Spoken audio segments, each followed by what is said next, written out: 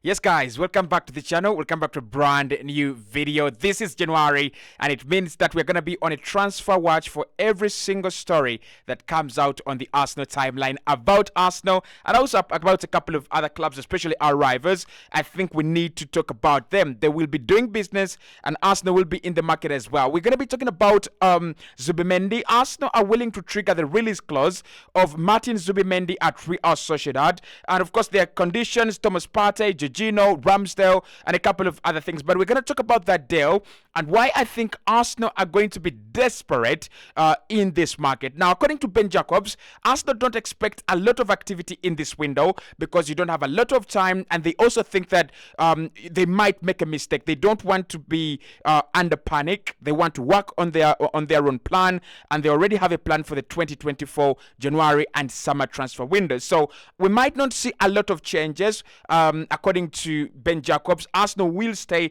on their plan. If it is to bring in one or two players in January, it will stay one or two, and then in the summer, that is when we'll see a lot of movement on a big striker, on a big midfielder, and probably on a couple of other positions. But can Arsenal really trigger the release clause of Martin Zubimendi in January? 53 million pounds is what we are talking about, in excess of 60 million euros.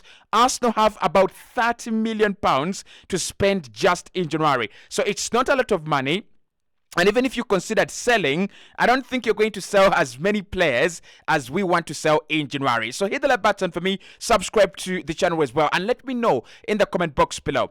Arsenal triggering the release clause of Martin Zubimendi. Is that what we should be doing in January? Do you trust him? Do you think he's a much better player than what we have at the moment? I think Mikel Arteta will trust him because he's followed him for quite some time now. Ever since he came in at Arsenal, he's been talking about Martin Zubimendi. So he is interested in Baby Busquets. That is the name that he's been given over in Spain. So he's interested in Baby Busquets, but is Baby Busquets interested in a move to Arsenal in January?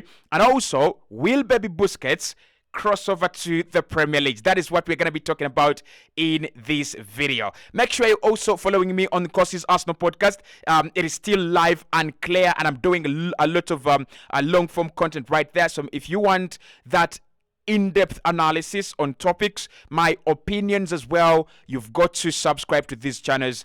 They are your best place, I bet. Okay, let's get into the Martin Zubimendi story. Now, Ben Jacobs has come out and said that Arsenal are not going to change their plan in 2024. So you don't expect a lot of, unplanned transfers. However, the people at transfers.com are saying that Arsenal are willing to trigger the release clause of Martin Zubimendi in this January transfer window, given the relative shortness in the squad and given the fear that Mikel Arteta has about the availability of players like Jorginho, Partey, Emile Smith-Rowe, and Fabio Vieira. So Arsenal want a midfielder. That much we know. We talked about it in December, which was as early as yesterday or as late as yesterday.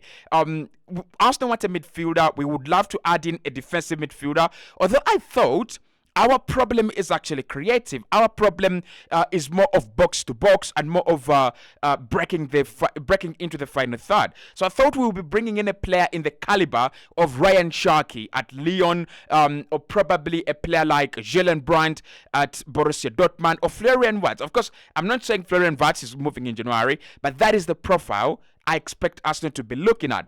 But it looks like Baby Busquets is the player Mikel Arteta is interested in, and he is the player that he would love to sign come January. So the story basically says that Arsenal are preparing a 60 million euro plan in order to trigger the release clause of Martin Zubimendi, and that includes selling Thomas Partey, selling Jorginho, and selling Aaron Ramsdale as well. Now, according to David Onstein, selling Ramsdale is the easier bit because he's told the club, listen, we have the Euros this year and it's in the summer. I want to be part of that Euros. I want to stand a chance. At the moment, he does not stand a chance. You have Pickford, who is really, really flying at the moment for Everton. You have Sam Johnston at Crystal Palace, and you also have Dean Henderson at Crystal Palace as well. Those could be the three goalkeepers going to the Euros if Aaron Ramsdale doesn't get enough football. And of course, there is Nick Pope. If he comes back just in time for Newcastle, we might actually see Nick Pope go to the World Cup. So to the Euros. So Ramsdale has told Arsenal, I want to play football. He's not said, I want to go. He's not said, let me go. But he said, I want to play football. And with all the signs, Mikel Arteta, the way he trusts David Raya, the way he looks at David Raya, the way he understands David Raya's game, Ramsdale doesn't have a spot to play in Arsenal. And even if he was playing in the cup competitions, he doesn't play in the Champions League. He only played in the EFL Cup, in which we were actually battered out by West Ham. So there is only one cup competition, and that is the FA Cup. And I tell you what, this Sunday, it might be easier for us to focus on the Champions League than focus on the FA Cup, because Liverpool, they will do us dirty. They will dismantle us, come Sunday. They will. We are really, really looking very, very frustrated at the moment. So Ram is going to go. Newcastle interested. We are hearing that there are a couple of offers outside the Premier League, which Arsenal would actually fancy.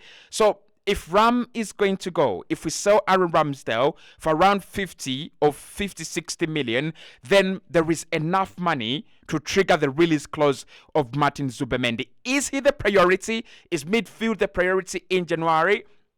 Not according to me, but it is very close. It is very, very close. I think our problem, scoring goals. Our problem, finding the back of the net.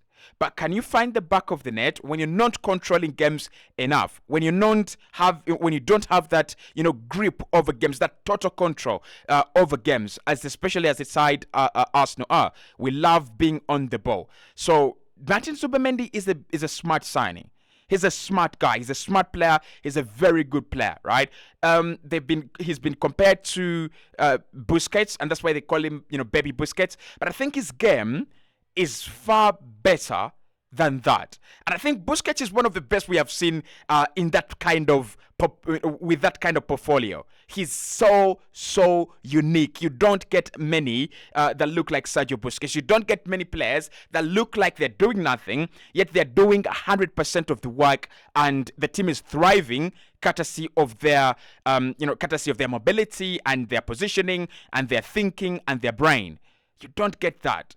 But for me, when it comes to Martin Zubimendi, I love the physicality. I love that nasty, dirty, take in his game.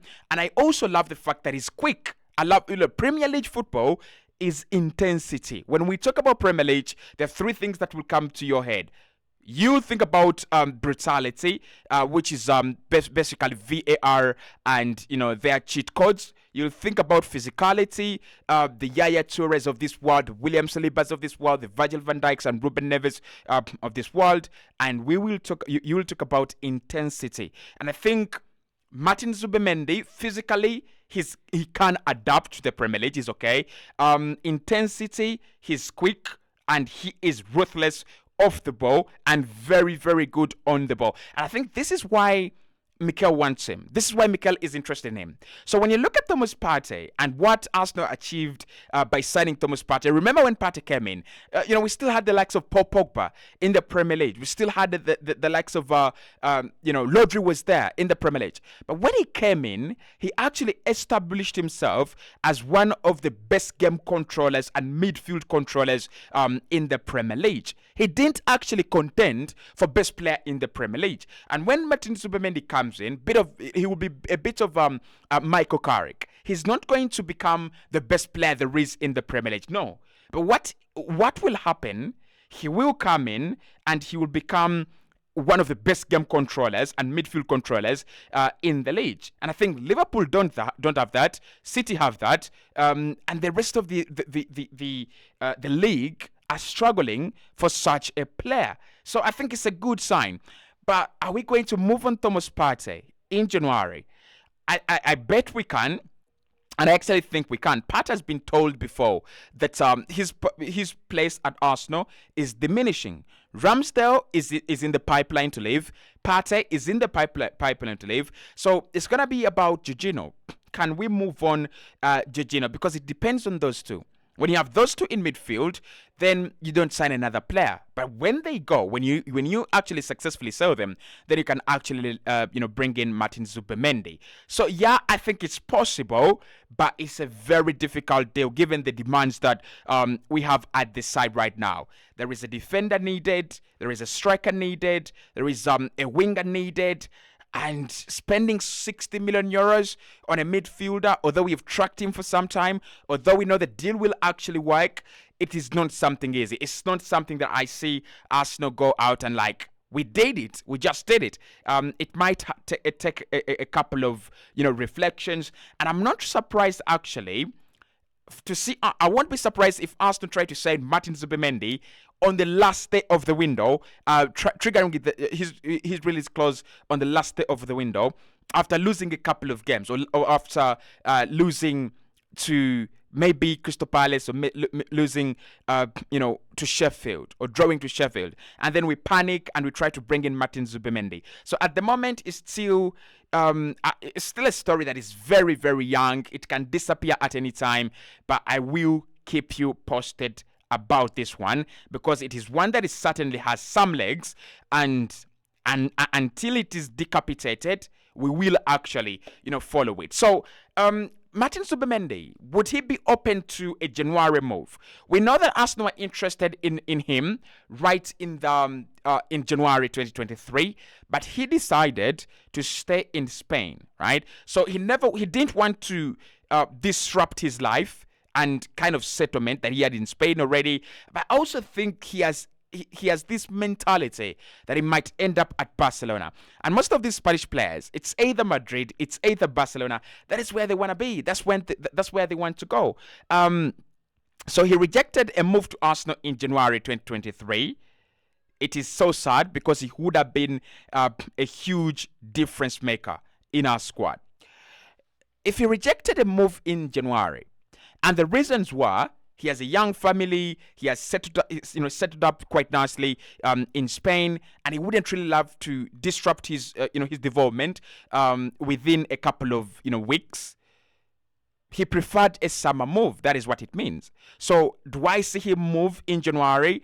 I still think he's that kind of guy that wants everything to be done with a lot of time on his hands. So I won't be surprised if he says, "Yep, I will move in the summer. I'll consider a transfer in the summer." But then the other thing is, do Sociedad really want to sell? Now, Sociedad don't have a lot of say, by the way. It's kind of brutal when it comes to release clauses, because what happens is the parent club has to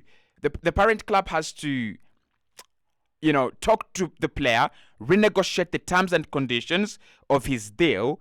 Otherwise, any other club outside can come in, trigger the release clause, agree personal terms, and boom, get the deal done. That is how we did it with Thomas Partey on deadline day in 2020. Was it 2021?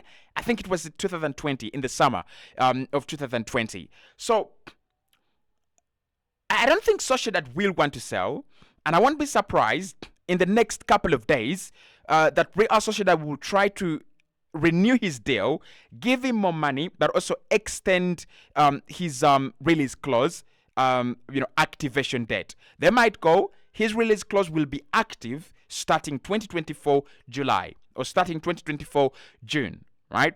If not that, then he won't be moving. If not that, then we won't be selling. But I still want to see what comes out of there. If Arsenal are interested and they are serious, we can still go and trigger the release clause, agree personal terms with the player, and get him in as early and quickly as now. It's about talking to the player, triggering the release clause, and selling a couple of players, right? Or selling one player actually, and the deal is done. I think there will be competition on this deal as well. I don't think Zubi is going to be there. A free guy, no one wants him. Arsenal come and scoop him, and that's the end of the story. It won't be. Trust me, it won't be. He's a very good player. Clubs are going to come in for him. Clubs will be interested. I think Barca are one of those clubs that should be trying to sign him.